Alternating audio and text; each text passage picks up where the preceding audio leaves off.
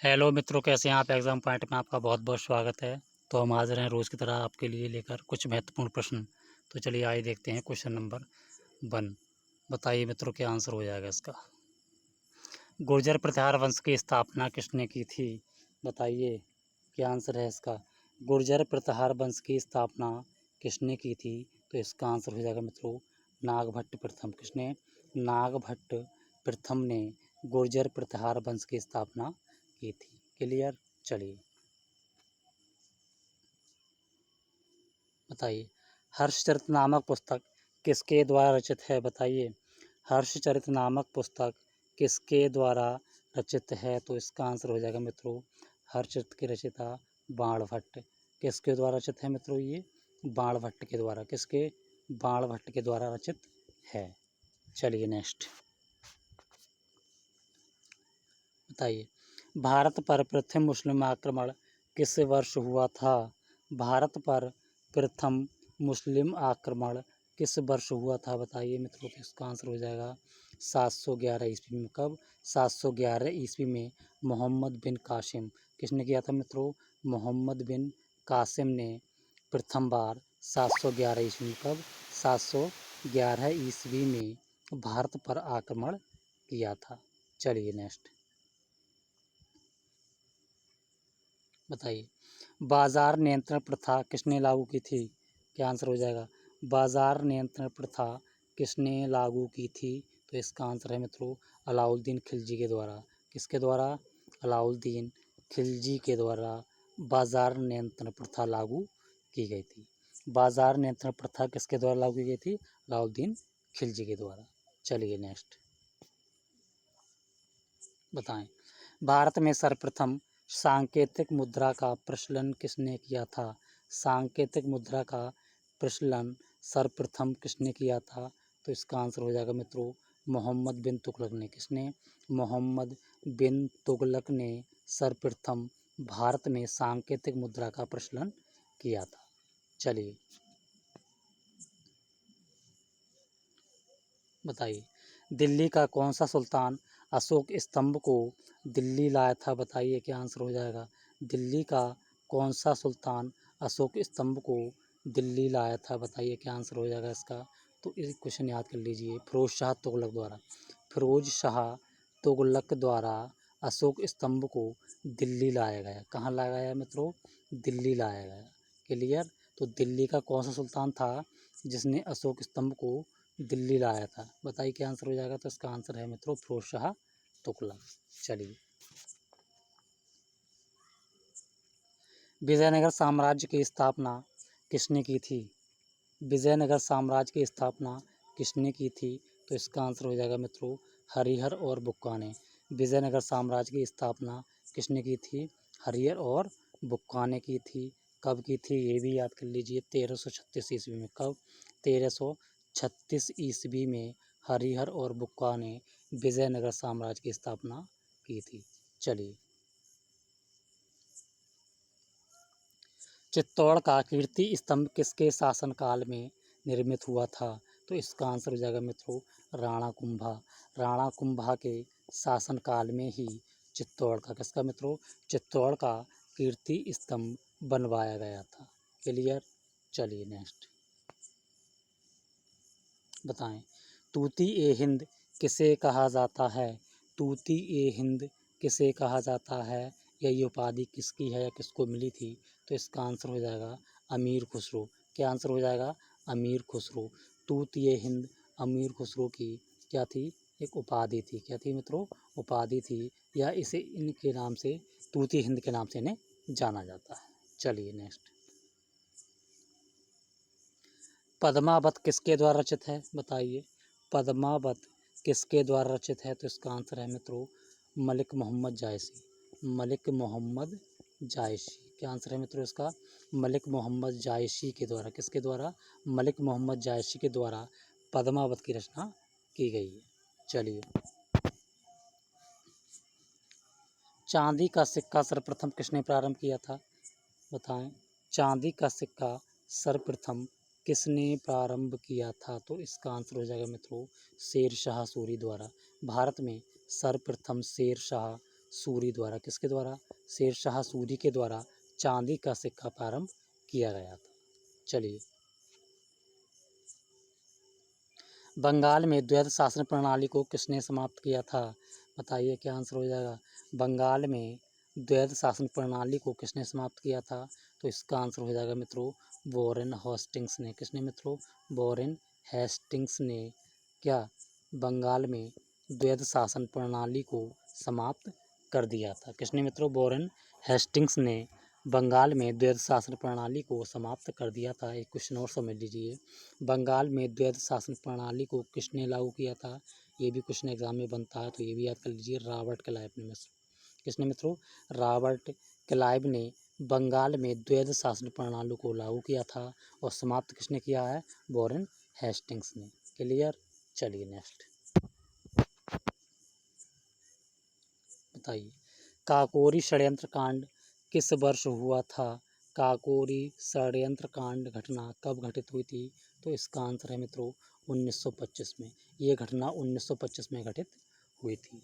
चलिए बताइए, अप्रत्यक्ष चुनाव प्रणाली की शुरुआत किस अधिनियम के अंतर्गत हुई थी? बताएं। अप्रत्यक्ष चुनाव प्रणाली की शुरुआत भारत में किस अधिनियम के अंतर्गत हुई थी? तो इसका आंसर है मित्रों 1892 का भारत परिषद अधिनियम। 1892 का भारत परिषद अधिनियम के अंतर्गत ही अप्रत्यक्ष चुनाव प्रणाली की शुरुआत हुई थी। चलिए नेक्स्ट बताइए, संविधान सभा की अंतिम बैठक कब हुई थी? क्या आंसर हो जाएगा इसका? संविधान सभा की अंतिम बैठक कब हुई थी? बताइए क्या आंसर है इसका? तो संविधान सभा की अंतिम बैठक मित्रों 24 जनवरी, कब? 24 जनवरी 1950 को। कब हुई थी संविधान सभा की अंतिम बैठक? 24 जनवरी 1950 को हुई थी। चलिए बताइए, संविधान की किस अनुसूची में भारतीय संघ के राज्य एवं संघ शासित क्षेत्रों को सम्मिलित किया गया है? तो इसका आंसर हो जाएगा मित्रों प्रथम अनुसूची में। संविधान की प्रथम अनुसूची में भारतीय संघ के राज्य एवं संघ शासित क्षेत्रों को सम्मिलित किया गया है। क्लियर? चलिए फिर समझिए एक बार, संविधान की प्रथम अनुसूची में भारतीय संघ के राज्य एवं संघ शासित क्षेत्रों को सम्मिलित किया गया है। चलिए नेक्स्ट, राजभाषा का वर्णन संविधान के किस भाग में किया गया है? बताइए क्या आंसर हो जाएगा। राजभाषा का वर्णन संविधान के किस भाग में किया गया है? तो इसका आंसर हो जाएगा मित्रों संविधान के भाग 17 में। किसमें? संविधान के भाग 17 में राजभाषा, किसका? राजभाषा का वर्णन किया गया है। क्लियर? चलिए, भारत का वह कौन सा राज्य है जो राज्यसभा में सदस्यों की संख्या में के मामले में द्वितीय स्थान पर है? बताइए मित्रों क्या आंसर हो जाएगा। भारत का वह कौन सा राज्य है जो राज्यसभा में सदस्यों की संख्या के मामले में द्वितीय स्थान पर है? तो इसका आंसर हो जाएगा मित्रों महाराष्ट्र। महाराष्ट्र एक ऐसा राज्य है जो राज्यसभा में सदस्यों की संख्या के मामले में द्वितीय स्थान पर है। इसमें राज्यसभा के सदस्यों की संख्या कितनी है? 19। कितनी है मित्रों? 19 है। कितनी है? 19 हैं। जबकि यूपी राज्यसभा के सदस्यों की संख्या के मामले में प्रथम स्थान पर है और यूपी से राज्यसभा में कितनी राज्यसभा सदस्यों की संख्या है? 31। कितनी है मित्रों? 31। क्लियर? चलिए नेक्स्ट बताइए, राष्ट्रपति द्वारा राज्यसभा का अधिवेशन राष्ट्रपति द्वारा राज्यसभा का अधिवेशन वर्ष में, या मित्रों मिसप्रिंट हुई है, एक वर्ष में कितने? एक वर्ष में कितने मित्रों? एक वर्ष में कितनी बार आहूत करता है? तो राष्ट्रपति द्वारा राज्यसभा का अधिवेशन वर्ष में 2 बार आहूत किया जाता है, लेकिन दोनों अधिवेशनों में कितने? 6 माह से अधिक का अंतर ना हो। क्लियर? चलिए नेक्स्ट बताइए, संविधान में संशोधन कितने प्रकार से किया जा सकता है? बताइए मित्रों। संविधान में मित्रों संशोधन 3 प्रकार से किया जा सकता है। ये तीनों प्रकार ही विस्तार से किसी और दूसरी वीडियो में बताए जाएंगे आपको। फिलहाल में आप इतना समझिए कि संविधान में संशोधन कितने प्रकार से किया जा सकता है। तो इसका आंसर हो जाएगा 3 प्रकार से। कितने मित्रों? 3 प्रकार से। क्लियर? चलिए बताइए, सीमा शुल्क किस सरकार द्वारा लगाया जाता है? बताइए। तो सीमा शुल्क केंद्र सरकार द्वारा, किसके मित्रों? केंद्र सरकार के द्वारा सीमा शुल्क केंद्र सरकार के द्वारा लगाया जाता है। क्लियर? चलिए। शेयर बाजार किस सूची का विषय है? शेयर बाजार किस सूची का विषय है? तो इसका आंसर हो जाएगा मित्रों, शेयर बाजार संघ सूची का विषय है। किसका? संघ सूची का विषय है। भारतीय संविधान में 3 सूचियों का वर्णन किया गया है। संघ सूची, जिसमें केंद्र कानून बना सकता है। एक आपकी होती है राज्य सूची, जिसमें राज्य कानून बना सकता है। एक होती है अपशिष्ट सूची, ठीक है, जिस पर सर्वाधिक शक्ति किसके पास होती है? भारतीय संसद के पास। क्लियर? चलिए नेक्स्ट। भारत में प्रथम बार आपातकाल की घोषणा कब की गई थी? बताइए मित्रों। भारत में प्रथम बार आपातकाल की घोषणा कब की गई थी? तो इसका आंसर हो जाएगा 26 अक्टूबर। कब मित्रों? 26 अक्टूबर 1962 में, जब पाकिस्तान ने भारत पर अटैक किया था। सॉरी मित्रों, किसने? चीन ने जब भारत पर आक्रमण किया था, तो उस समय भारत में प्रथम बार कब? 26 अक्टूबर 1962 को। कब? 26 अक्टूबर 1962 को भारत में वह आक्रमण के आधार पर प्रथम बार आपातकाल की घोषणा की गई थी। क्लियर? चलिए नेक्स्ट। बताइए। दिल्ली को राष्ट्रीय राजधानी क्षेत्र कौन से संविधान संशोधन द्वारा बनाया गया था? बताइए मित्रों। दिल्ली को एनसीआर क्षेत्र कौन से संविधान संशोधन द्वारा, दिल्ली को क्या बनाया था मित्रों? एनसीआर क्षेत्र घोषित किया गया था। कौन से संविधान संशोधन द्वारा? तो याद कर लीजिए, 69वें संविधान संशोधन द्वारा। किसके? 69वें संविधान संशोधन द्वारा। कब? 1991 में। कब मित्रों? 1991 में दिल्ली को एनसीआर क्षेत्र घोषित कर दिया गया। क्लियर? चलिए नेक्स्ट। ओडोमीटर से क्या मापा जाता है? बताइए मित्रों। ओडोमीटर से क्या नापा जाता है? तो ओडोमीटर उन वाहनों में लगा जाता है मित्रों, जिसमें पहिए द्वारा, पहिए की दूरी, पहिए ने जितनी भी दूरी तय की है, उसका रिकॉर्ड किस में होता है? ओडोमीटर में। ठीक है। तो ओडोमीटर से क्या नापा जाता है मित्रों? दूरी। क्या नापी जाती है मित्रों? दूरी। पहियों द्वारा कितनी दूरी चली गई है, वो ओडोमीटर से आपकी नापी जाती है। क्लियर? चलिए नेक्स्ट। क्रेस्कोग्राफ के आविष्कारक कौन थे? बताइए मित्रों। क्रेस्कोग्राफ के आविष्कारक कौन थे? इसका आंसर हो जाएगा जे.सी. बोस। कौन मित्रों? जे.सी. बोस। कौन? जे.सी. बोस क्या थे? जे.सी. बोस क्या थे मित्रों? क्रेस्कोग्राफ के आविष्कारक थे। क्रेस्कोग्राफ का आविष्कार जे.सी. बोस ने कब किया था मित्रों? 1928 में। कब किया था? 1928 में। जे.सी. बोस का पूरा नाम है जगदीश चंद्र बोस। जगदीश चंद्र बोस। उन्होंने 1928 में क्रेस्कोग्राफ का आविष्कार किया गया था। ठीक है। ये क्या करता है, ये भी समझ लिए। ये पौधों की वृद्धि के मापने का कार्य करता है। चलिए नेक्स्ट। बताइए। क्लोरोफार्म को सूर्य के प्रकाश में खुला छोड़ देने पर क्या होता है? क्या बनेगा? बताइए मित्रों।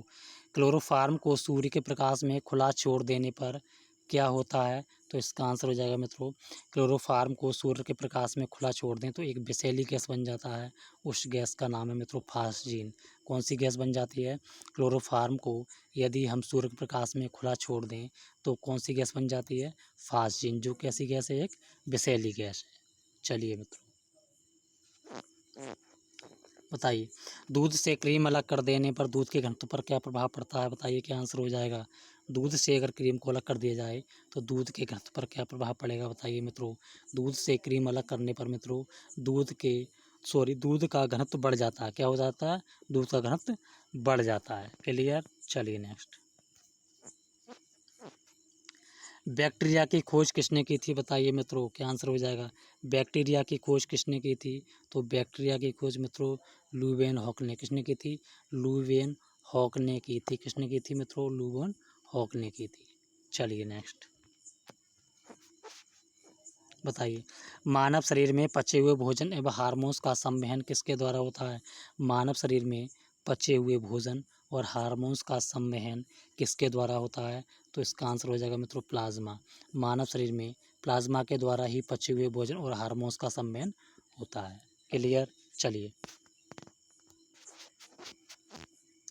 हाइड्रोपैथी किस प्रकार का विज्ञान है बताइए मित्रों। हाइड्रोपैथी किस प्रकार का विज्ञान है, तो इसका आंसर हो जाएगा मित्रों, हाइड्रोपैथी में पानी के द्वारा, पानी के रोगों सॉरी पानी के द्वारा रोगों की चिकित्सा की जाती है। क्या कहती है मित्रों, हाइड्रोपैथी विज्ञान में पानी के द्वारा रोगों की चिकित्सा की जाती है। क्लियर। चलिए नेक्स्ट बताइए, भारतीय प्रक्षेपशास्त्र कार्यक्रम का दायित्व एवं नियंत्रण किसके पास है। भारतीय प्रक्षेपास्त्र कार्यक्रम का दायित्व और नियंत्रण किसके पास है, तो इसका आंसर हो जाएगा मित्रों डीआरडीओ।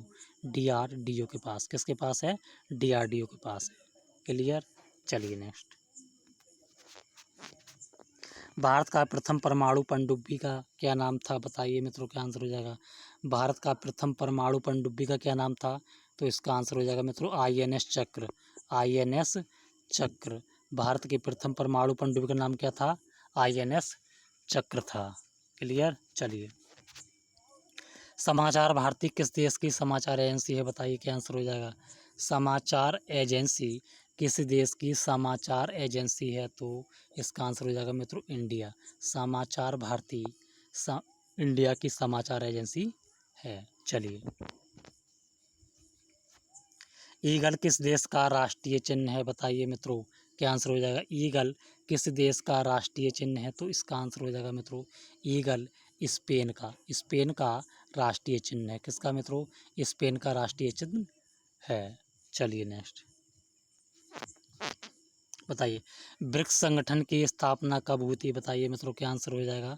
ब्रिक्स संगठन की स्थापना कब हुई थी, तो इसका आंसर हो जाएगा ब्रिक्स की स्थापना मित्रों 2009 में हुई थी। कब हुई थी, 2009 में हुई थी।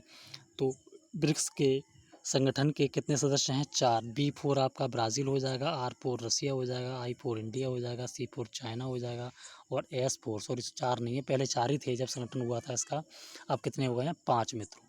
ठीक है, लास्ट में आपका S4 नया जुड़ गया है, साउथ अफ्रीका। कौन होगा मित्रों, साउथ अफ्रीका। तो एक बार फिर समझिए, ब्रिक्स का full form B4 Brazil, R4 रसिया, I4 इंडिया, C4 चाइना और S4 south Africa. Clear.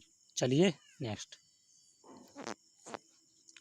Kargil स्मृति दिवस कब मनाया जाता है बताइए मित्रों, क्या आंसर हो जाएगा। कारगिल स्मृति दिवस कब मनाया जाता है, तो इसका आंसर हो जाएगा मित्रों कारगिल स्मृति दिवस प्रत्येक वर्ष 26 जुलाई को, कब मित्रों, 26 जुलाई को मनाया जाता है। चलिए नेक्स्ट,